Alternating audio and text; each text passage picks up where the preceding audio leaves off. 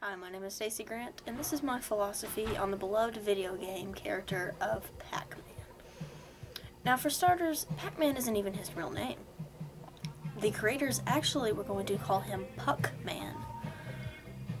Puck-Man, yes, but that rolls off the tongue. But let's think about this right now. What does Puck-Man, what could that rhyme with? Duck. So they probably didn't, that's it, they probably didn't want to confuse, you know, the little yellow circle with a duck. I understand that. So, but I mean, you know, anyway, Pac-Man's living a lie. So, he doesn't even know who he is, but, and you know how we had Pac-Man, right? And then we had, Miss Pac-Man, shortly after. My theory is that Pac-Man is actually Miss Pac-Man. I mean, all I did was put a bow on her. And other than, like, we wouldn't notice. Other than that, there's, like, no difference. So I think Pac-Man is secretly a transvestite. You know, he's Pac-Man by day, Miss Pac-Man by night.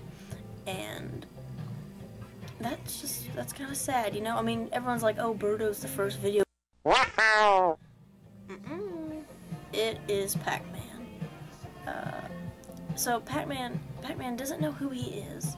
I mean, he can't have any intimacy with with anybody that he interacts with when he goes to work. Because of the 4 little ghost things that he chases around every time he tries, like, he can't, when they're not ghosts, if he touches them, he dies. That's a good reason to not be intimate with somebody if you're gonna die. And then when they are ghosts, they all run away from him. They're afraid of him. Which actually I never even got, because if they're ghosts, wouldn't they scare him? So wouldn't he want to run away from them? I don't know, I think there's some confusion there. But again, the characters' names. There's Blinky, Pinky, Inky, and Clyde. Clyde. Did the creators that name code just run out of things that rhyme with Inky? I mean, we could have Slinky, Twinky, Dinky, Linky, Chinky, I don't know, but Clyde. And in Miss Pac-Man, they changed Clyde to Sue. It's the only one they changed. I don't understand the logic behind this. It doesn't rhyme. But I guess that's Pac-Man for you. But, and you know, what does Pac-Man even do when he goes to work? He just eats. He just eats and eats those little dots, and he doesn't get any weight. Man, I wish I had that problem. But, oh, what is he even eating? What are the dots? Drugs. That's what they are. He is eating drugs. Pac-Man is a drug addict.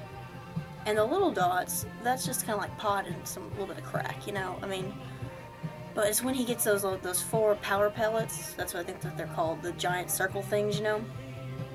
That's where we're getting the hardcore stuff. That's why, like, it's so hardcore it turns his little enemies into ghosts. That's where we get the heroin and meth. I'm pretty sure it's all meth, because have you ever noticed that Pac-Man doesn't have any teeth? It's because he does meth. When you do meth, you get meth mouth and you lose your teeth. So I really think we need to get Pac-Man into therapy, because I feel bad for him, because he doesn't even know who he is. He's living a lie. It's not even his real name. He's a transvestite. He's trying to be 2 people at once, the man and the woman. Have a psycho thing going on. And that's not healthy. And speaking of healthy, he does drugs all the time.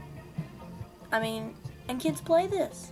They just let this little circle thing go around eating drugs. And we make a profit off of this. I mean, this is America, but that's just not right. So I think if we got him into therapy, it would help him develop his, you know, self-image and improve it, and he'd get to know who he is and maybe have an intimate relationship with the real Miss Pac-Man, you know, because there isn't one right now. I don't care what anyone says. She's fake. And this has been my philosophy on Pac-Man. Thanks for watching.